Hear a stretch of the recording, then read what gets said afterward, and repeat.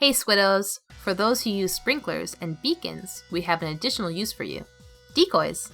In our previous video, we discussed showering and its pseudo-invincibility provided when standing under the tank of the splash wall. But it seems we have other tools to interfere with an opponent's line of fire. Although they may not be as effective as a splash wall, sprinklers and beacons also provide some cover, and we're going to tell you how to use them. Sprinklers not only spew out constant ink, but they also take up space on the map, requiring your opponents to have to shoot them down, which wastes precious time. This becomes a valuable distraction and provides an opportunity to engage the enemy while they are occupied, especially when the sprinkler is taking damage for us. Placing the sprinkler in front of you is the ideal position, because it interrupts an opponent's line of fire, which gives you time to retaliate, or even get away if the situation is not in your favor. Using a sprinkler as a decoy is most effective when used from higher ground, since the opponent's aim is already strained from shooting upwards, and now they have to deal with the sprinkler's HP. Long-range weapons, specifically the Splat Charger, Splatter Scope, and the 96 Gal, can have the sprinkler placed beside them on higher ground, while engaging the enemy from afar, which can allow you to react to a flank once you notice your sprinkler is taking damage. Alternatively, noticing the sprinkler under fire can give you time to splat the opposing inkling.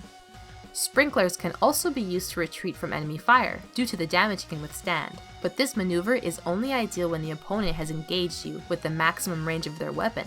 If their effective range is used, it becomes unviable since you may get splatted before you make your escape. It is better to simply engage in return or retreat. Next up is beacons, another sub-weapon that can be utilized as a decoy. These sub-weapons are great distractors that can be used strategically when placed prior to an incoming inkling. Placing a beacon in corridors can give you the edge in close combat scenarios. They can also provide some defense for your teammates on the tower in tower control. Beacons not only act as a distraction for close combat, but they can allow you the opportunity to get a jump on an opponent. Enemy inklings may target a beacon not knowing that you are waiting in the ready to take them out. This tactic can then condition your opponents when encountering a beacon and limit their options. They also become very effective in chokeholds or small gaps by delaying your opponents for a short amount of time, or forcing an approach when you have the advantage. Another small tip is the great combination of beacons with ledge peeking. Placing a beacon on the top of the wall leading to the zone in Bluefin Depot protects your inkling from opposing ink while allowing you to perform a ledge peek. Now let's talk about weaknesses. A weakness of decoys is that they don't protect the whole body of the inkling, since the head is left vulnerable. This means that your opponent can still hit you over the decoy, which is still a strain on the opponent's aim, but is still also a possibility to get splatted. This is even more apparent when your opponent is on higher ground. Sprinklers and beacons also take up a significant amount of ink, specifically 80% of your tank.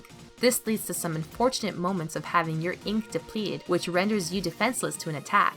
This depletion of ink means that it is difficult to place decoys on the spot, proving to be a gamble while under engagement. To effectively use beacons, it is best to strategize the locations of your placements. If planting and using decoys becomes a central part of your play, we found that these abilities increase its efficacy. Swim speed up and run speed up help with tricking your opponents even further, since your movement will be harder to predict, especially with the decoy providing a small cover. Inksaver main or sub helps with the ink management required to use decoys, providing you with more ink to engage the opponent and preventing the unfortunate situation of running out of ink.